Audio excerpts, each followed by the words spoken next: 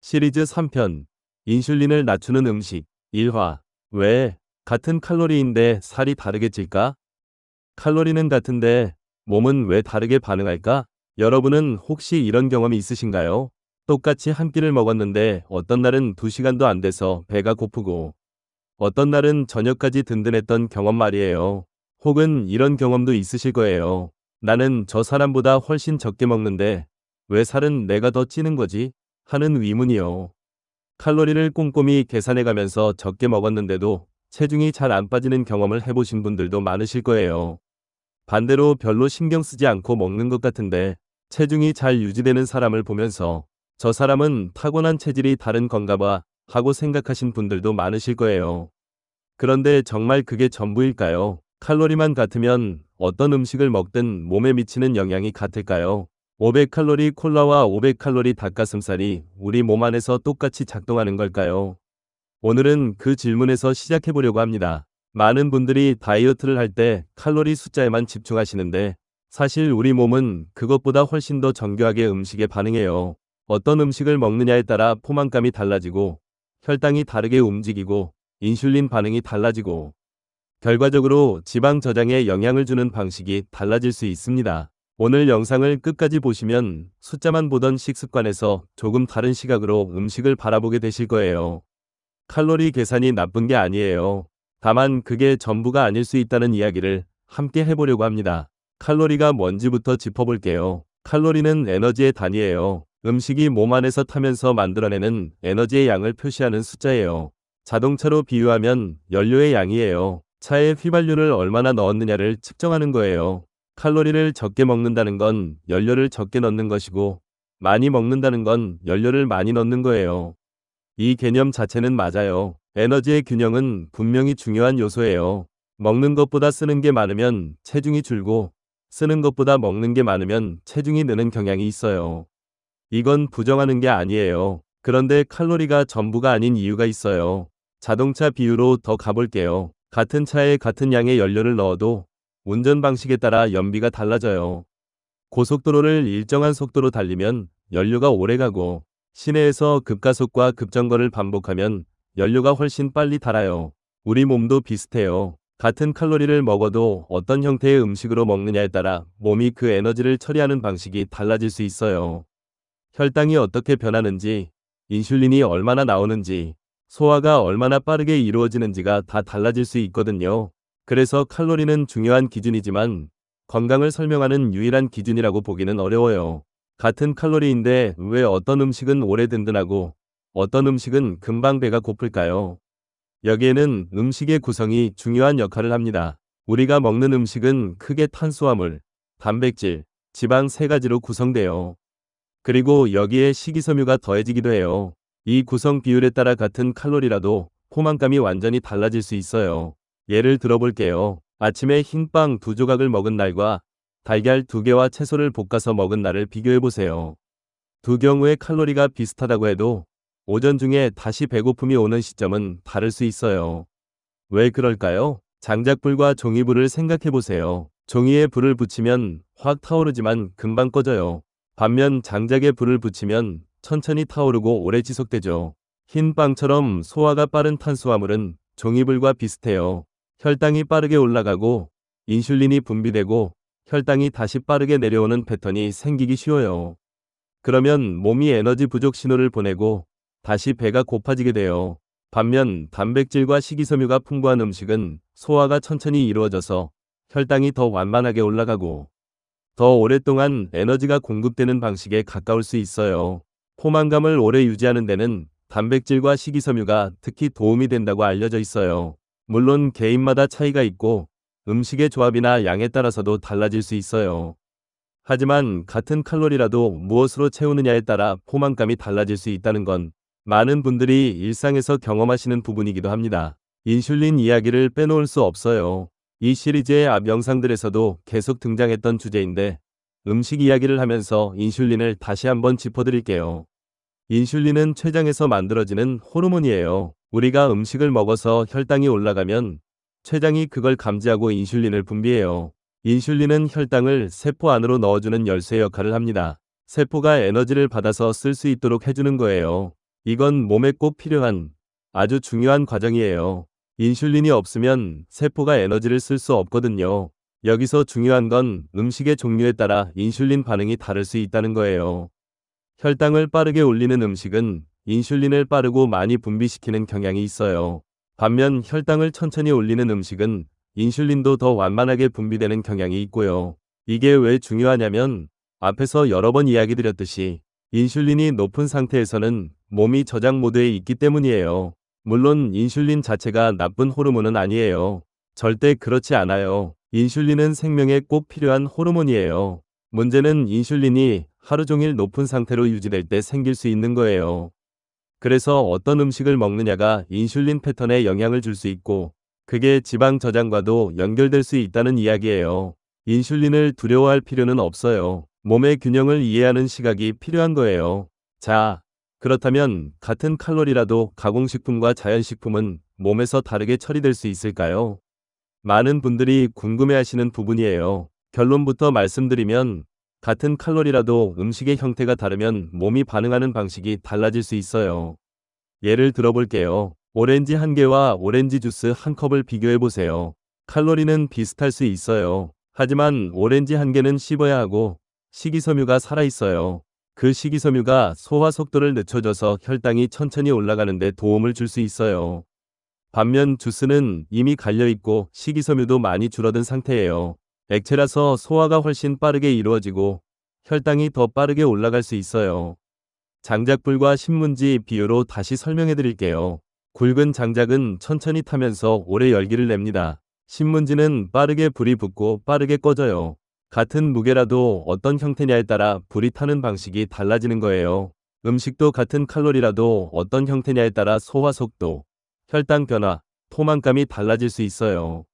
고도로 가공된 음식은 소화가 빠르고 혈당을 빠르게 올리는 경향이 있어요. 반면 덜 가공된 자연식품에는 식이섬유, 단백질, 다양한 영양소가 함께 들어있어서 소화가 더 천천히 이루어지는 경향이 있고요. 이건 가공식품이 무조건 나쁘다는 이야기가 아니에요. 다만 음식의 형태도 몸의 반응에 영향을 줄 수 있다는 걸 이해하는 게 중요해요. 그렇다면 왜 어떤 음식은 먹고 나서 금방 배가 고플까요? 많은 분들이 이 경험을 위지력 부족으로 돌리세요. 나는 식욕 조절을 못하는 거야. 배가 고프지 않은데도 자꾸 먹고 싶어지는 건 위지가 약한 거지 하고요. 하지만 배고픔은 생각보다 훨씬 복잡한 메커니즘으로 작동해요. 혈당이 빠르게 올라갔다가 빠르게 내려오면 몸이 에너지 부족 신호를 보내요. 이때 느끼는 배고픔은 위지력의 문제가 아니에요.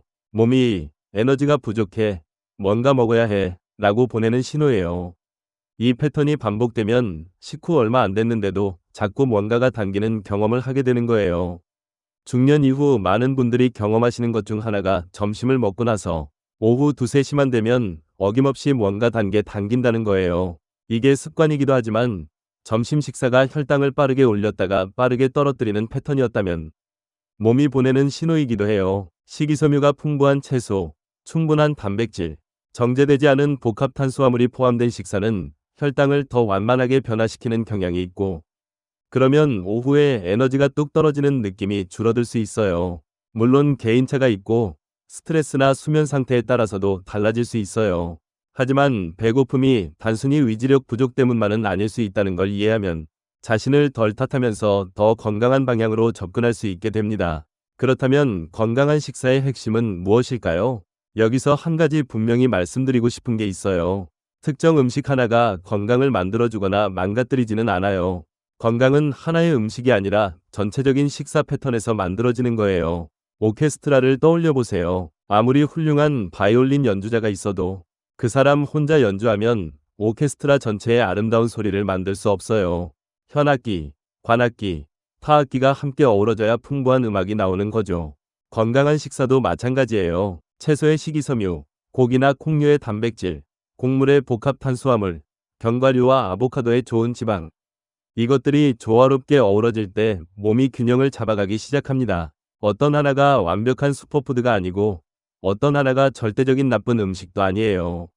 다양한 음식을 균형 있게 먹고 천천히 씹어 먹고 과식을 피하는 것. 이게 복잡하게 들릴 수 있지만 사실 오랫동안 건강하게 살아온 사람들의 식습관에서 공통적으로 발견되는 패턴이에요.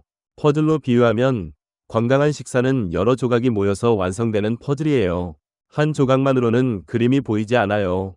여러 조각이 제자리를 찾아야 전체 그림이 나타나는 것처럼 다양한 식품이 균형 있게 더해질 때 비로소 건강의 그림이 만들어집니다. 음식과 건강에 대해 이야기할 때 많은 분들이 가지고 계신 오해들이 있어요. 몇 가지를 짚어드릴게요. 첫 번째 오해는 칼로리만 보면 된다는 생각이에요. 오늘 이야기에서 이미 충분히 다뤘죠. 칼로리는 중요하지만 음식의 종류와 구성, 소화 속도, 포만감 등도 함께 봐야 해요. 두 번째 오해는 탄수화물은 무조건 나쁘다는 생각이에요. 탄수화물은 몸이 가장 먼저 사용하는 주요 에너지원이에요. 탄수화물 자체가 나쁜 게 아니에요. 다만 어떤 형태의 탄수화물을 얼마나 먹느냐가 중요할 수 있어요. 채소, 통곡물, 콩류에 들어있는 탄수화물과 설탕이나 흰 밀가루가 많이 들어간 음식의 탄수화물은 몸에서 처리되는 방식이 다를 수 있어요. 세 번째 오해는 지방은 무조건 살이 된다는 생각이에요. 지방도 몸에 꼭 필요한 영양소예요. 호르몬을 만드는 데도 필요하고 뇌 기능에도 중요하고 지용성 비타민을 흡수하는 데도 필요해요. 어떤 종류의 지방을 얼마나 먹느냐가 중요하지 지방 자체가 악당이 아니에요. 네 번째 오해는 굶으면 살이 빠진다는 생각이에요. 앞서 단식 시리즈에서도 이야기했지만 무작정 굶는 것은 지속 가능하지 않고 오히려 기초대사량을 낮추는 방향으로 몸이 적응하는 경우도 있어요. 건강은 흑백 논리가 아닙니다. 좋은 것과 나쁜 것을 딱 나누는 게 아니라 전체적인 균형이 중요해요. 그렇다면 오늘부터 실천할 수 있는 작은 변화는 무엇이 있을까요? 거창한 다이어트 계획이 아니에요. 일상에서 조금씩 바꿔볼 수 있는 것들을 이야기해 드릴게요.